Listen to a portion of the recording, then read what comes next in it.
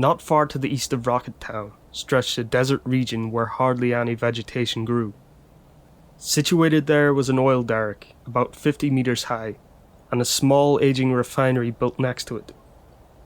Several men and women stood beneath the weathered derrick. One of them was Shera, dressed in a white lab coat. The engineer standing next to her shook his head. It's down 70% since last month. Bad news, that's what this is. So how are things on your end? We're done. Can't say it compares to Mako, but we've managed to take the refining process quite a ways. Knew you'd pull it off. Now, we just need the stuff to refine, huh? The engineer directed his stare toward the ground. Shera couldn't help but follow his gaze. She thought of the milling drill pipe, worrying away to dig up any oil left underground. Just a little more. Shera clapped her hands together in prayer, but the stain on the back of her left hand wasn't oil. It was the stigma. Rocket Town was once the base for the Shinra Company's space program. The engineers had eventually settled down there, turning it into a bustling village. When Barret arrived in the town, he saw children playing. Some were the same age as Marlene. His eyes lit up immediately. What you kids playing? The children looked up, their eyes slowly taking in the sight. How about letting an old guy join in? The children bolted. Just gotta put up with this till my hand's done. You're scary even without the gun. Someone called out from behind him. Wait a minute. You're... He couldn't put a name to the face. I doubt you'd remember me. I'm from the Highwind crew. The Highwind was the name of the airship Barret and the others wound up boarding during their journey to save the planet. Oh, I got you. Well, thanks for helping out back then. You're very welcome. Barret wasted no time in asking the man to take him to Sid. As they walked, he heard a dull metal pounding. Break time's over, y'all. We better get a move on. What y'all up to? What do you think? This is where Sid's gang comes home to roost, after all. An airship? Go ahead. See for yourself. Past the long line of houses, a large area opened up, and Barret could see an enormous airship. Yeah, just like the old Highwind. Under construction. Well, shit. Would you look at that? The airship was girdled by a crude scaffold. On top of the scaffold, which didn't look like it would earn any applause for its safety precautions, worked about 20 townsfolk. All Barret could hear was the shrill retort from the metal armor plating being hammered into place. The airship looked all but finished. Hey, she's all done. Yeah, but just the trimmings. Take a gander. The man pointed at an empty engine bay. It's because we can't use Mako anymore. That engine's gonna take some time. From out of nowhere came the earth-shaking crash of an explosion. Barret panicked and hit the dirt. Captain's over there. The old comrade laughed, pointing to the garage behind the airship. Inside the garage, a single engine that looked like it would fit an airship sat upon a massive workbench. Several men peered at it from a safe distance, and all of them wore goggles. Again, the sound of an explosion. Barret flinched.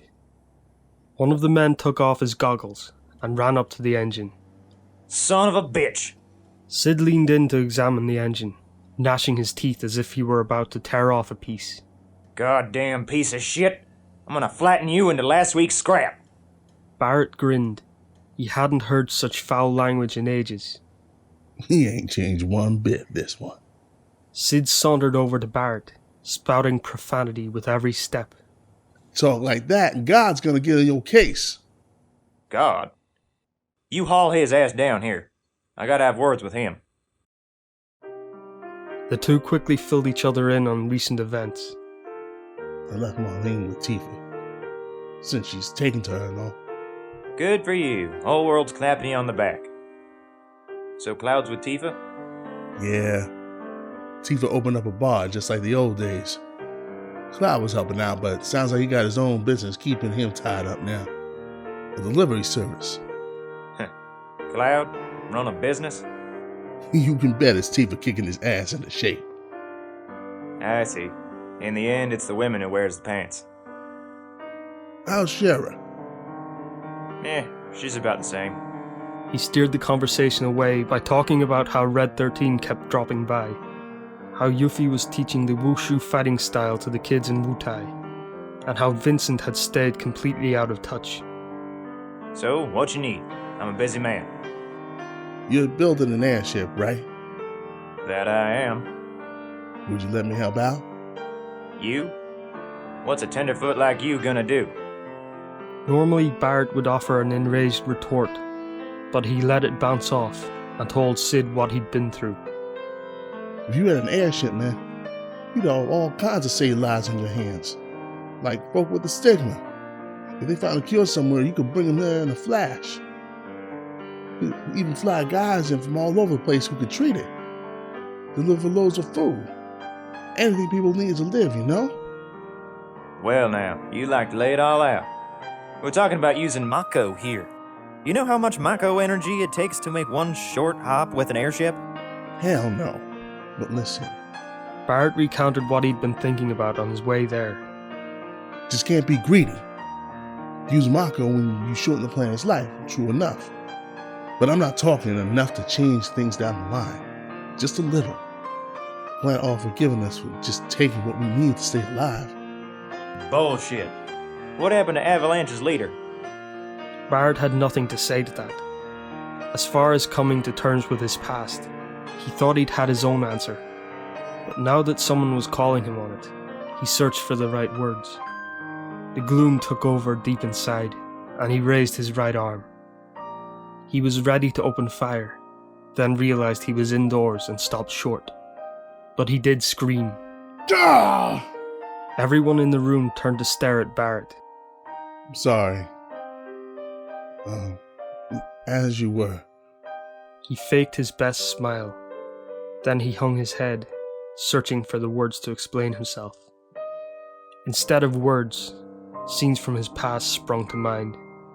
That way too serious look on Biggs, Wedge, and Jessie's faces. Come on, say something. Come on, guys, blame me. He shook his head, as if to shoo the three figures away, then glanced up. Sid looked blurry. What the hell's with you? Sid, you gotta tell me. I don't know what to do. My past's like a minefield full of mistakes. But there had to have been some things that were right. But what? Which one was right? Which was wrong? Which me am I supposed to be from now on? No, I want to change. Am I not allowed because of my past? Huh? Am I supposed to keep this gun stock on my arm scaring kids? Is that how I'm supposed to make up for my sins? I don't know anymore. Help me, Sid. What am I supposed to do? In the end, Barret did open fire on the ceiling, tearing several holes in it. Sid looked up at the ceiling. Well, for starters, you can fix that. Sid sauntered over to Barret as he worked up a sweat fixing the holes in the ceiling. Out of embarrassment, Barret chose to ignore him and continued his repairs. Sid sat himself down a short distance away. You calm down now. Excuse me. Sid shook his head as if to say no worries. Come on. I want your help with something. Barret stopped working and peered at Sid. First, Mako. You hit the nail on the head. We'll just take a little from the planet, just what we need. We had the same idea. The truth is, airships are useful, especially when the world's in the middle of trying to pick itself up. If someday they tell me they don't need mine anymore, I guess I can just find me a spot and a nice view, set her down, turn her into my house. Sid went on to tell him about the current energy situation. As things stood, Mako reactors around the world were at a halt. And that was by no means because the general public felt remorse for Mako usage shortening the planet's life. There was a more practical problem. Upkeep was difficult without Shinra, who had run the Mako reactors. But the real reason no one had restarted the reactors? By now, everybody knows that Mako energy sucked out the live stream and consumed it. And that day, they all experienced firsthand how terrible the live stream could be. They're scared. Scared of pissing the planet off. Barret remembered the sight of it vaporizing meteor closing in on Midgar, just moments before it would have destroyed the planet. The live stream's power was overwhelming, surely far beyond anything man could ever produce. Ain't nobody want to touch Mako with a 10-foot pole. So you saying there's no way to make Mako energy now? Yep, probably not.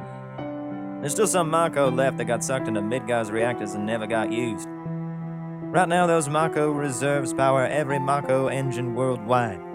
Area leaders are managing it and divvying it up to people who they figure need it. Mainly, it's to get machinery running that'll help with reconstruction. Yeah, I know. I was a Midgar. But come on, what's wrong with spinning just one of them reactors now and then?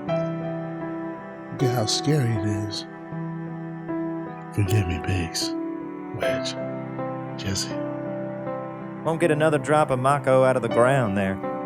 The flow of the live stream's changed. You checked it out? Red told me.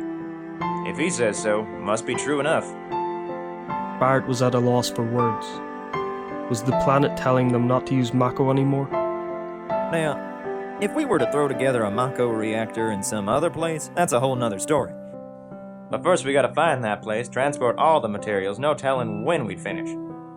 Then there's the matter of how to transport those materials in the first place. That's no good at all. Yep. Once those Mako reserves run out, it's all over. The world will revert back to the age of coal. We'll just have to poke along in the good old steam trucks again. Go back to chocobos are the fastest form of ground transportation, thank you, ma'am. Not that that's so bad, really. So you want to live as a quitter? You said we gotta go through life facing backwards. Yeah, we fucked up big time, I know. Maybe it is best we don't go walking down the same path. So what? We just gonna tread water? Why can't we search for another way? Which brings us to oil. Oil? That useless goop. To Barret, who worked in coal mines, the mention of oil was a surprise. All it was ever good for was burning in lamps. It's only been useless since Mako came along. Truth is, oil was supposed to usher us into a new era. We even had us some respectable technology produce different fuels from oil. Once Mako showed up, the technology was carried over into Mako production. And so, oil had an up and vanished from history. But Sid continued, explaining how he and his team had pulled out old records and located an oil field. Luckily, it wasn't too far from Rocket Town. On site, they found facilities to drill for oil and refine it into gasoline. Half collapsed maybe, but nonetheless. Sid and his companions had restored the facilities to an operating status, but gasoline didn't yield enough power. They needed a more potent fuel. They had persisted in efforts to that end, and at last, prospects for making jet fuel were looking bright. In tandem with that, work was underway to revamp the engines to run on the new fuel, but that wasn't going quite as well. When did you fools ever find the time? After it happened. Right after. Well, damn, Sid. That's incredible. Like I said, we had the records. There ain't a speck of new technology. All we did was bring the old tech back to life. Whatever you did, this means the end of coal, don't it? Barret, having grown up in a coal mining town, had mixed feelings about that. Times change. We just happen to be born on the cusp, that's all. Can't say I feel one way or the other about that. Then how about it? You feel lucky? The coming age is our chance to try all kinds of things. True that. The only unlucky part is, What? with so much to try, we're all gonna run out of time. Ain't that a bitch?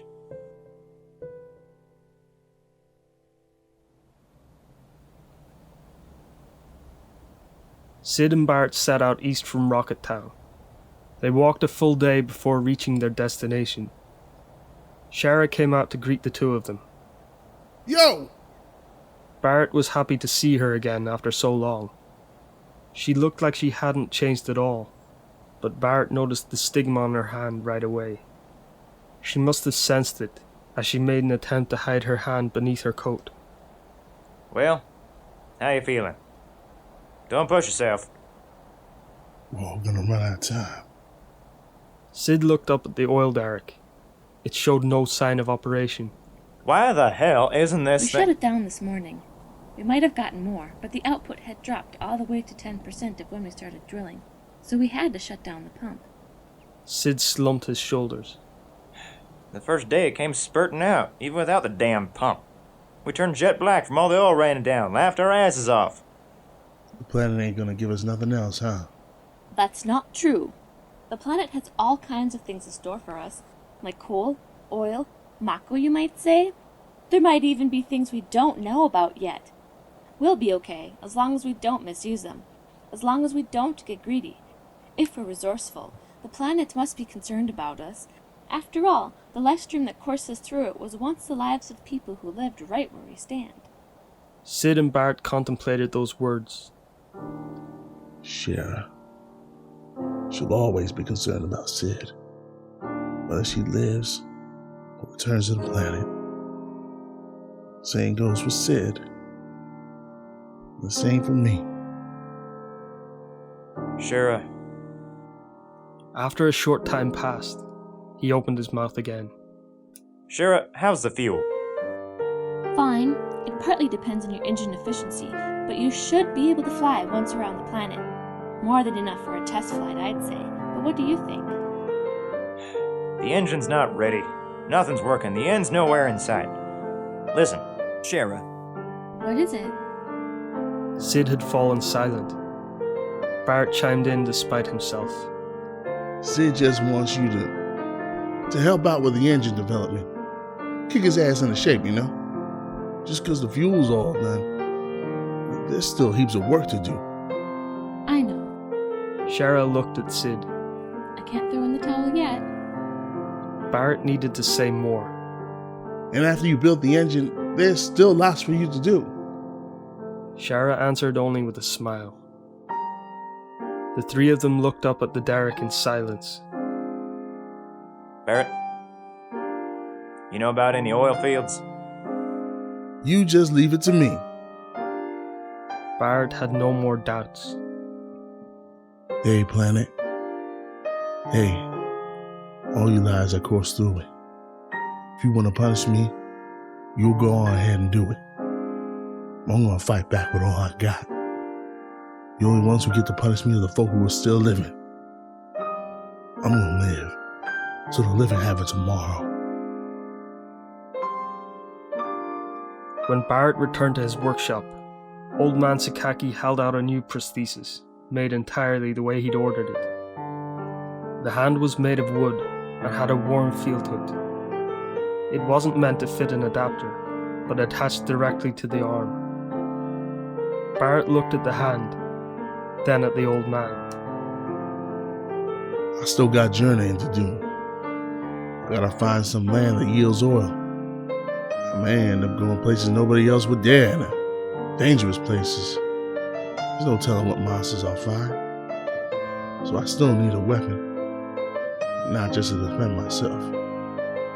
I'm not allowed to stop fighting. If my fight means somebody else doesn't have to, then that's my calling. No, my penance. After listening to Barrett's uncharacteristically coherent words, Old Man Sakaki went into the back, and then returned with some sort of parcel. When he opened it, Barret saw a prosthesis inside with traces of rust on it. It was an exquisitely made steel hand. Even the fingers looked like they moved. With practice, you could even write with it. How well you do depends entirely upon you. This was to be a payment of sorts for helping my nephew, but since you don't seem to need it, I'll hold on to it. I'm sorry. You went through so much trouble to make it. No trouble. I made it 4 years ago. Come pick it up when everything's over. I'll have the rust all polished off. After leaving the workshop and walking for a while, Barret thought to himself. I should have written a letter to Marlene. Maybe I ought to call her too. No. Once it's all over, I'll come back here and write it with that hand the old guy made me. And I'll take that letter back to Marlene myself. He wanted to scream, so at his heart's behest, he did. I'm coming!